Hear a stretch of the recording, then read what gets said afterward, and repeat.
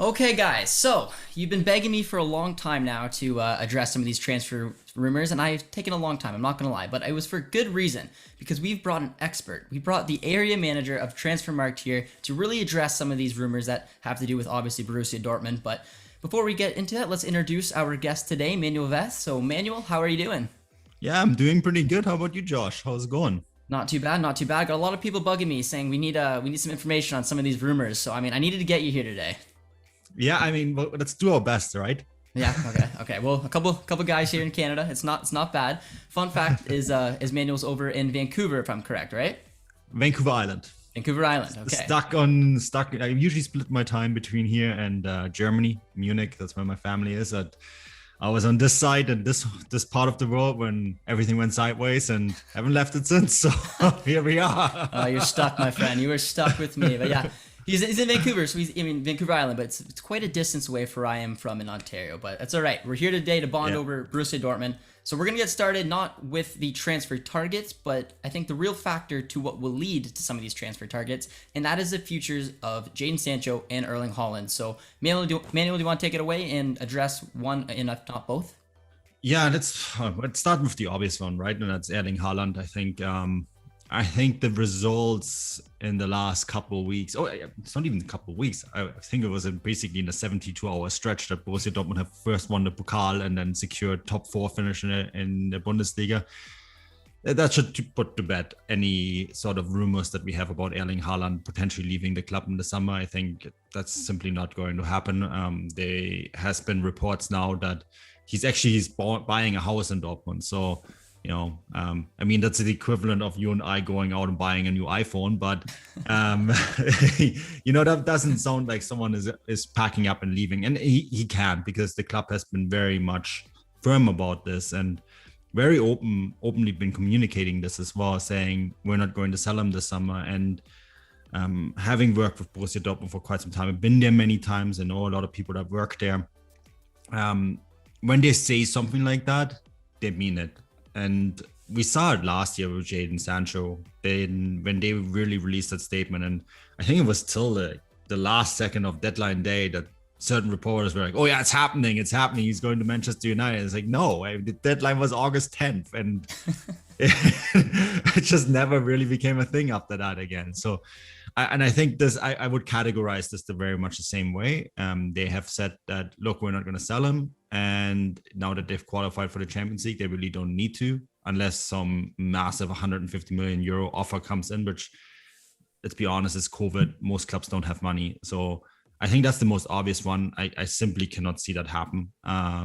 Like, never say never in football, but from what has been communicated, I really can't see it happening. That gets us to Jadon Sancho, right? Yep. Yeah. What are we waiting for?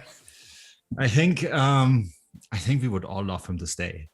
I think anyone who watches the Bundesliga, it's not just Dortmund fans, anyone would love him to see. And when you saw the partnership with Haaland at the DFB-pokal final, and the way he plays with Marco Reus now too, and I think we all would love him to stay. But the reality is that there was a gentleman's agreement between Jadon Sancho and Borussia Dortmund last year that if the right offer comes this year, he will be allowed to leave. And that right offer is in the region of 90 million euros, excluding add-ons. So if you add the add-ons, it will probably be around 100 million euros.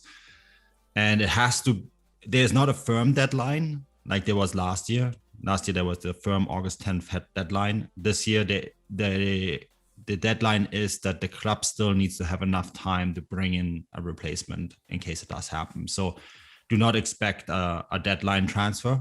I think Borussia Dortmund will say maybe a week or so before the deadline day, like, look, you guys all, United, Chelsea, Liverpool, you guys all had time to sort your stuff out. You didn't get it done.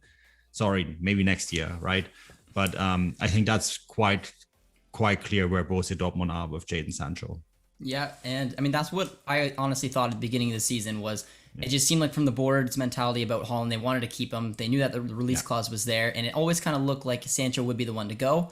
After the shenanigans about Haaland's dad and agent, those rumors kind of went all over the place, and Sancho losing form, it was a real roller coaster. But I had a lot of people reaching out to me after the final saying, Josh, like, what is he doing? Like, he can't leave now. We love this kid so much. You've seen the passion, you've seen the love, like you suggested, and I think it's going to break a lot of people's hearts, and including mine, because the kid, I mean, you can criticize players for forcing transfers, and we've seen it here at Dortmund so many times.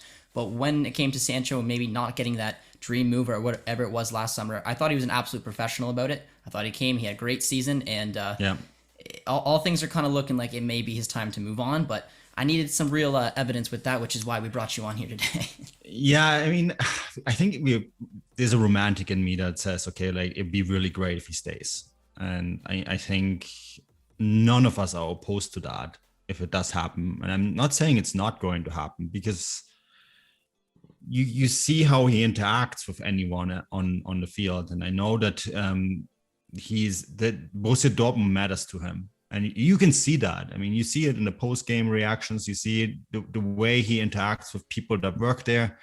It's not like that he'd be just uprooting and leaving. I think it would be not something. He's not just a legionary that's like come in and, you know, is collecting his paycheck. It's not that simple.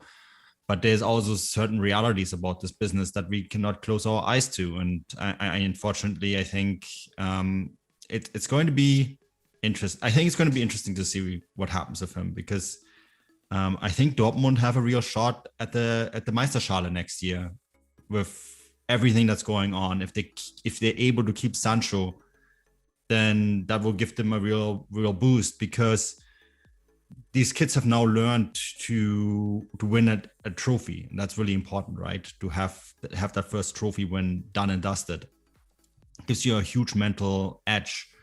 And also with everything the club has gone through this year, I think that really helps you in your player development as well. And of course, the news today that Marco Reus has decided not to play in the Euros, you know, I personally think he made the right decision, because this is a Euros that the world is not going to look at this tournament the same way than it would be normally. This is a tournament that a lot of people and fans have kind of shrugged off, right? This is not the grand stage tournament of the past. And he made a decision for his body to get a rest. And I think in his stage of his career, that's very important. And I'm surprised not more players have actually opted to do this, because look at Bayern Munich. The France squad came out today. There's 4 players from Bayern Munich that will be in that France squad. And they're going to go all the way to the end with that team, right?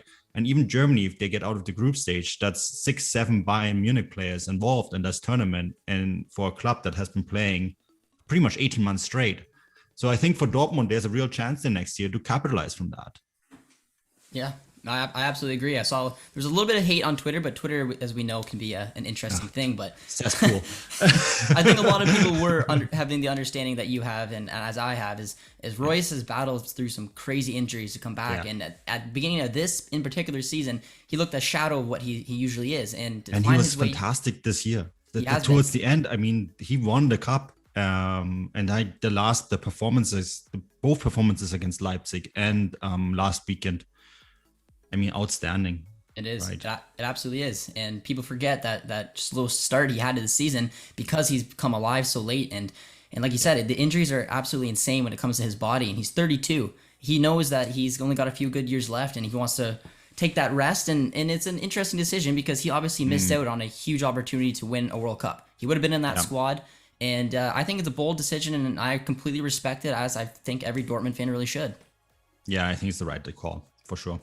Okay, so I brought you on for the probability game now. So before we move on, it's Haaland, it's Sancho. Probability of staying, what is it? Haaland, I would say 90%. 90%? You can never say 100% in anything, but I would say 90%.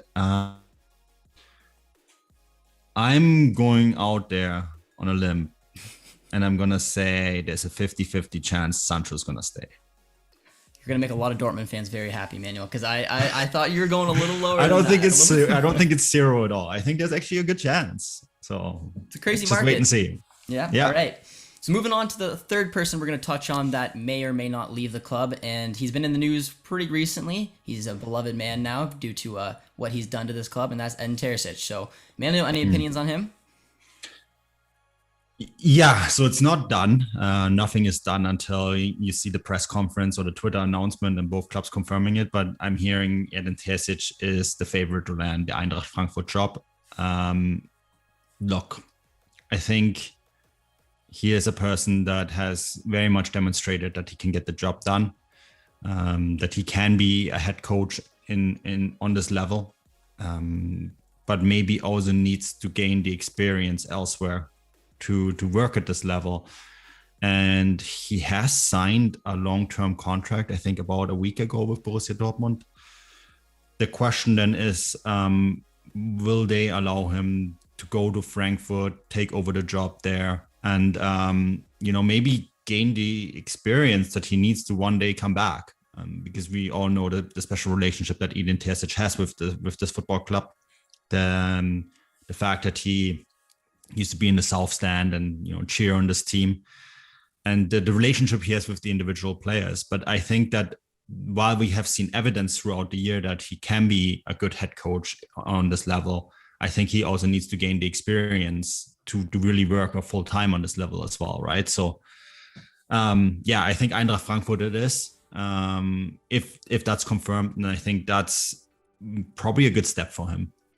Yep, and that's what I'm thinking too. And a nice debate we have on Twitter is, I said, guys, the reality is that we need to back Marco Rose. We can't have him coming in here and maybe stepping on the toes of the beautiful thing that Edin Terzic created. And I think just for him in general to move on instead of reverting back to an assistant manager, to take a job like potentially I was saying Leverkusen, Wolfsburg, and now Frankfurt. Any of those three jobs are massive jobs, and I think it would just completely help him develop and to one day return, which is kind of what you were alluding to as well.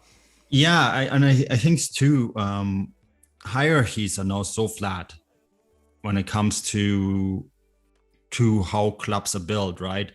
And we spoke about this in the last episode of Gegenpressing, the Bundesliga podcast that we have. And one big aspect now is that relationship between players and head coaches is so very different than it used to be a few years ago. And if you have a flat hierarchy and all of a sudden you have Marco Rose, the new head coach, and then you have Edin Terzic, the old head coach, the players, if they're not happy with a coach's decision, they will just go to Edin and talk to him about it. And that can create authority issues, I think. So you almost need to have a bit of a clean break in some ways to give Marco Rose a chance with the squad. Yep, absolutely agree. 100%. And as everyone's like, Josh, why do you want Terzic to leave? It's like, I don't want him to leave, but we've made our bed. Now we have to lay in it. We got to back Marco Rose because we're hoping he's going to be here, be successful for the next 3 years, and Terzic will get experience elsewhere. But now it's time for the fun stuff, Manuel. This is why I brought you on. It's time for the transfer rumors, and we're going to start in what is, in my opinion, the most important position due to the off and on form of our keepers this season, and more than likely Berkey potentially leaving the club. We're going to look at a few keepers. We got 3 of them on the deck. They're the 3 most popular ones that we've been asked for. So the first one is Mike Maignan from Lille. So if you want to touch on any rumors you've heard, and of course the probability game of him coming here, I'll let you go ahead. So we've run the story on TransferMarkt, and from what we've been hearing is that he's going to Milan because Donnarumma is leaving Milan. Now, that's not done. I know that Dortmund were heavily in on him. Keeper that Marco Rose won at the club. So, but yeah, I mean, it looks like someone else was faster signing him, which is unfortunate because he's, his contract expires in 2022. He had a very good season. Lille have been fantastic this year. I mean, his market value is skyrocketed to 25 million euros. So it would have been a great signing. See if there still is a possibility to maybe convince him to go to Dortmund rather than Milan. But I feel that Milan is the club that has won this race. You're interesting because a lot of the people reaching out to me, I've heard saying that they just praise him so much, and I've watched a lot of him this year due to our friend Jonathan David. So I do rate him very well, and I was hoping he would be the top target. But I've also heard rumors that Dortmund may be looking more towards a German-speaking keeper. I don't know the ins and outs of that, if that is a legitimate thing, but I'll let you touch on it with our next rumor, which is Gregor Kobel. Yeah, Gregor Kobel. I struggle with this one because I don't really see it as an upgrade. Gregor Kobel has been good this year for Stuttgart, and Stuttgart have, had a really tremendous good season as a promoted side. But you would essentially bring in a goalkeeper of the same ilk as Marvin Hitz and Roman Bürki. And I mean, funnily enough, they're all Swiss. So yeah, I don't know if you need the three Swiss keepers. Gregor Kobel has been good, and his market value is trending in the right direction. But I don't see him as necessarily the keeper that the club needs to really upgrade, because I think what Borussia Dortmund need the most is a ball-playing goalkeeper. They need someone who can play out from the back. And the one guy that they were looking at the most until his doping ban was Andre Onana from Ajax Amsterdam, and that was really serious discussions. And now, of course, he's banned for doping, and that means he's not going to be available for a very long time, and they need to do something this summer, right? So I know that was very much advanced. That was the transfer that I think many of us were expecting, and was also probably the transfer that they needed the most. But you can't do anything when the guy takes illegal substances, not by his own mistake. I think it happened during the national team call up, right? But it's unfortunate. But you look at the way Marco Rose played at Gladbach, and the goalkeeper that he had there with Jan Sommer is probably one of the best ball-playing goalkeepers in the Bundesliga. Yeah. So I'm not suggesting that they should go and sign Jan Sommer, but I'm saying that they probably need someone like Jan Sommer. I mean, if we're looking at Swiss keepers, Jan Sommer is the top of my list for sure. But yeah, I have very similar feelings. When we were linked with Kobel, I wasn't sold on him. I mean, I'm not gonna say I've watched every Stuttgart game this season. I've seen some pretty good things about him. It's just I want someone demanding, someone basically in his prime, and someone that we know will come in and do a job immediately, not kind of a hope, because he may turn into a fantastic keeper, but I think that's a huge issue for us, and it's something that I wish was addressed right away for the next season. Yeah, 100%. I mean, they need to get this right? They need to bring in someone who is... I mean, I've gotten this question a lot on Twitter when I've been critical about Roman Bürki and Marvin Hitz, and people saying like, well, they have been good. I mean, Roman Bürki was good in the final. He was good in these games that he's came back, and Marvin Hitz done a job too. But what I think you saw the difference this year between Dortmund and Bayern, and maybe at parts also to Leipzig, but Manuel Neuer wins Bayern about 10 to 12 points a season. Yep. And that's just the difference. You don't need a goalkeeper that guarantees you the points that you're going to get anyways. You need a goalkeeper that adds points to your summary. And Goal Impact did a really interesting study on this, that the goalkeeper is actually the one position in your squad where you can, with your least amount of money, add the most points to your average point total per season, because goalkeepers are, relatively speaking, cheap, right? They don't go for the massive transfers. So it's actually the one position where Borussia Dortmund, with the right transfer, could probably add another 10, 12 points per season without actually having to break the bank. So yeah, it's an interesting one. And I think they need to get this right. Desperately, they need to get this right. I agree, and a lot of people are reaching out to me after the final saying, Josh, do we really need another keeper now? Like, Berkey did it, and it's like, Berkey did it for this game.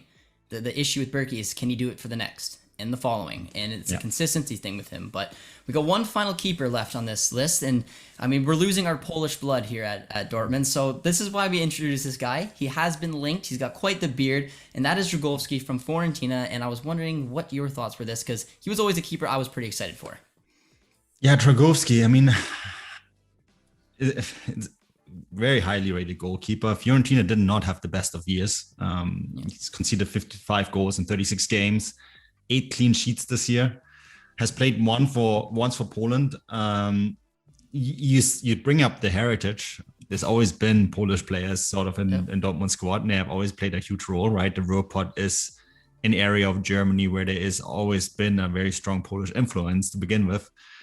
But, you hear those rumors, but I haven't really heard anything tangible about it, on whether he's actually on the list, and whether he is that goalkeeper that can provide you an extra 10, 12 points a season. Hard to say from the sample size that we had at Fiorentina, right? I mean, Fiorentina, again, a club that has struggled this year. I can tell you that his market value is now 50 million euros, and that, you know, it's in an upward trend. So there is a demand for him. But again, like, is he going to be an actual improvement over what they have? And this is really what it comes down to. Like, you have to improve of what you actually have right now without breaking the bank, and that's a really difficult thing to do. Fair, yeah, and yeah, I mean, he is a very highly prospected keeper, and same as Gregor Kobel. So, but I think Maignan, and I guess when we're comparing to the other two, is a little bit more experienced. And I mean, if he wins Ligue 1, he's got that behind his belt. So, again, back to the fun part. Now I need your probabilities for those three keepers coming here. Oh, putting you on the spot. Oh, that's the probabilities. You know, unfortunately with Maignan, I think he's going to Milan. So maybe make that 25-30%. I'm going to get crucified when I get this wrong. Tarkowski, I think too, I mean, 25-30%. And I actually would say with all of them, Kobel as well. I mean, Kobel does seem like the sort of transfer that they would do, right? Because they've done it with Berkey. So maybe give that a 50%. But I wouldn't be surprised if the goalkeeper that does show up in the end is someone who we don't have on the radar yet. Honestly, it's kind of what I'm going for right now, especially if Maignan's not looking like he's coming. So I like it. Now we're moving on to a center back position, and I only had one name on this list for you because I honestly haven't really found any, like you said, legitimate sources. There's been the odd center back linked here and there, but this one continuously comes up. It's a good one. I'm sure that you obviously know that, and that's Maxence Lacroix of Wolfsburg. Yeah, I mean, he has had a fantastic year. Wolfsburg is one of the few sides that actually know how to defend in this league. The Bundesliga is a very attacking-minded league in competition. Even Bayern Munich struggled with defending this year, right? Lacroix is heavily linked with Chelsea, and Wolfsburg might be interested to sell him, but not to a league competitor. So it could be difficult to convince them that to do otherwise. Significant price tag around 30 million euros. It's a lot of money, and if Chelsea go for that, I think Chelsea are gonna get him because, you know, they desperately need to add to their defense. It wasn't always pretty this year, and he's a very good ball-moving defender. That said, Wolfsburg are also in the Champions League, so, you know, will they actually need to really sell him? Especially considering that they have Volkswagen and backing them up.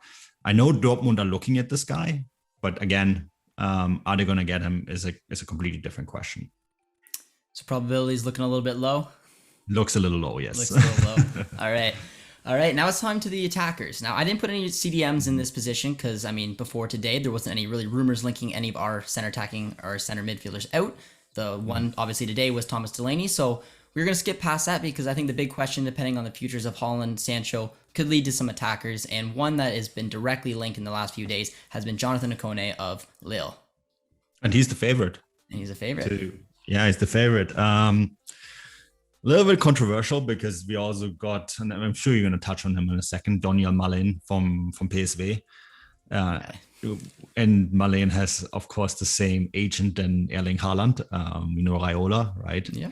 And there's been all these rumors that there is a gentleman's agreement, but apparently Dortmund, despite Raiola, seemed to favor Jonathan Ikone from Lille. And they like going to France for attacking players. Remember, Dembele came from there as well. And Lille have been great. I mean, you know that. I know that because Jonathan David is there, and he could win the league all, which is great. It's a fantastic story. Get lots of title winners this year for Canadian football players. So, which is awesome. It's really good for Canadian football. But yeah, Ikone is definitely on their radar, and I think he could be the one that they're gonna go for should Sancho leave. I mean, this is, again, we have to put everything into context, right? If Sancho decides to stay, I don't actually think they're gonna do much in this regard. I mean, they're only going to do something if Sancho leaves, right? That's always that the first domino has to fall first. And Icona is a great player. I think if they can get him in, that'd be fantastic. And you have to remember too that it's not even going to be a one-to-one replacement for Sancho, because there's A players already in the squad that they've been grooming to replace him. Gio Reyna comes to mind, right? But Ansgar Knauf is another one. Yep. So you really only have to add depth to that position to add something. So you don't even need to bring in a one-to-one replacement for Jadon Sancho. You just need to bring in a body who can add creativity. So look at Dortmund doing something in that regard if Sancho leaves, but not necessarily going, okay, we'll have to sign exactly the same guy in Sancho. They might not do that. They might go in a completely different direction and say, like, look, we already have Reyna, we already have Knauf, we already have this other kid in the academy. Remember, Moukoko is going to play a much bigger role next year as well. Yeah. So they might actually say, like, maybe we'll add another center forward. Or maybe we'll add this guy and we're going to play a completely different role. So I think that people have to kind of look away at what Sancho added to the squad if he leaves, and maybe just look at Dortmund will add in a attacking option. Yep, and I absolutely agree with you. I'm a big fan of Jonathan Kone. His name has been kind of floated around the last little bit with Dortmund. It's not the first time I've personally heard it come up, but now this is the most aggressive I've ever heard it come up. Yeah. But a name that I've been using all year long has been Malen because of a few different things. The agent isn't an obvious link, but the also thing I liked about him, and an issue I've always had with Dortmund, is we very, very, very much lacked depth when it came to a striker position. Now, Malen would be useful if Sancho left because he can play on the wings. He's done it for the national team. He's done it for his club, and he's also been able to play as a striker, which in my opinion is probably his best position.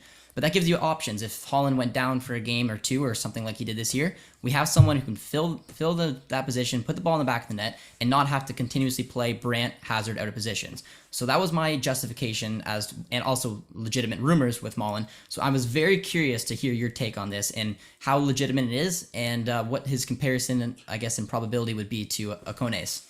So conflicting reports there. I heard that there's a gentleman's agreement with Dortmund and Mino Raiola that they're going to sign him. There's been some whispers that that's not true. So I'm not going to lean out of the window here and say it's done, because apparently it might not be.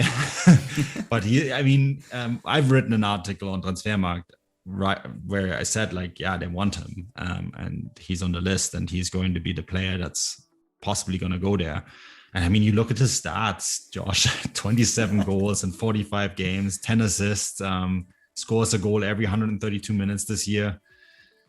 And just such an interesting player all around. And PSV, of course, coached by Roger Schmidt, who we're familiar with. Lots of Bundesliga watchers are familiar with. Plays a very, very much that Red Bull school of football. And I know some Dortmund fans won't like to hear that, but Marco Rose is a Red Bull. Yeah. He's a Red Bull coach, a former Red Bull coach. Roger Schmidt is a former Red Bull coach. There's a lot of Red Bull coaches in the Bundesliga or involved with the Bundesliga, and he's definitely one of them. So, Daniel Malen, having played for him, is going to make that transition a little easier once he plays for Rose, who likes to play that really high line attacking football, right? Sometimes with 3 center forwards. And that would be a fantastic addition. And I hope those whispers that it's not going to happen at all are not true. So if you're putting them neck to neck, Ikone or Malen, which one would you give the edge to potentially come here? So from what I'm hearing, Ikone is the favorite. Ikone is a favorite. All right. Yeah. Very easy. Okay, Manuel, we got one more here on the list. It's a kind of a clever one because, we're Canadian. And this young man has just broke a record for the youngest ever Bundesliga starter to score a goal. That is Daniel Jebsen, and he was born in Oakville. So kind of close to where I'm from, not really close to where Manuel is right now, but I think it's pretty cool because I've always said Jonathan David is my dream Dortmund signing for obvious reasons. But we're actually linked with a potential player who could represent Canada one day, and I'd love to get your opinion on it. If he chooses to play for Canada. If he chooses. Yeah, he's got a couple suitors. Yeah, he does. He does. He could also play for England. I haven't really heard this rumor yet, to be honest with you. The kid obviously came up as part of the list. He's an England U18 player right now. I think Kurtman really wants to call him up, right? I think that's sort of kind of the soccer's newest strategy is like, oh, this guy has a Canadian passport. Let's get him on the phone and have him play possibly quick. And, my idea is always that whatever they do, they shouldn't even give the phone to Hertman. They should just get Fonzie to call up these guys. And fair, man. I like it. If you get a call from a Champions League winner, it always comes all across a little bit better than when you get a call from a head coach that hasn't really won that much. But Jefferson, I think it's interesting that whenever you see, there was a certain trend in the Bundesliga for a while that whenever there was a young English player or a player who plays in England has done anything decent in the Premier League or in their youth football setup, then automatically 10 Bundesliga teams were lined up that could potentially buy him. I mean, like ever since Jadon Sancho, right? Yeah. And how many of those actually ended up coming to Germany? Not many. I mean, we had Bellingham and Reus Oxford. Lookman. And then the list gets Lookman, right? Yeah. Twice. Remember Burg, Ollie Burg for Leipzig. Yeah, look, I think there was a certain trend because they have done some really good things in youth development in England recently. I feel like that trend is kind of slowing down a little bit. Jamal Musiala is of course another one who was developed in England, but is going to play for Germany, right? Yeah. There's a few, but I wasn't surprised that this kid makes his debut. Is the youngest since Greenwood, I think, right? I believe so.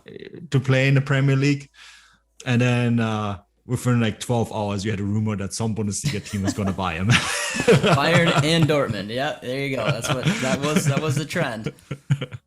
What happened really quickly, but I'd be careful with rumors like that. I mean, it could happen, but Sheffield United probably know what they got with him, and they get the parachute money, right, for going down to Championship, and that's significant. They're not going to exactly sell him for free, which makes things difficult.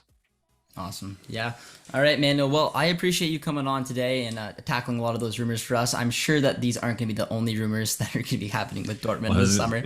It's May, dude. It's happening. It's like just a week before the Euros is always one to look out for, because Asians love that time period. And then obviously towards the just when the Euros end, it's going to heat up significantly. So Bundesliga times like to get the job done just before the Euros because the prices are still a little bit lower. But July, August, it's going to be hot this year. That's like when we're going to get the worst rumors. Yep, and if you guys want to stay up to date with it, we're going to leave Manuel's link to his Twitter in the description. And Manuel, I don't know if there's anything else that you want to add for social medias that you'd like us to add here, but you're more than welcome to throw them in. Yeah, I think, TransferMarkt, we stay as much on top of it as possible. We have some really good connections to other journalists, but also obviously to players, coaches, agents, etc. So, I think it's a pretty good resource when it comes to the transfer window every year. We try to do our job as best as possible. We don't always get everything right. We usually try to blame that on other journalists, not us. But things change, right? But yeah, TransferMarkt is probably your number one source. And I mean, now for the second year in a row, completely in English as well. So if it used to be just German, but we now do it completely in English. And which means, of course, there's lots of stuff to discover on there. Yep, and you heard it here first. There's a 50-50 chance that Sancho's staying at Dortmund, guys. So you got to hold Manuel accountable for that.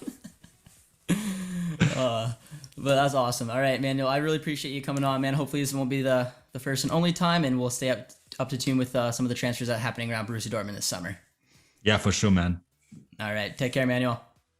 Cheers, buddy.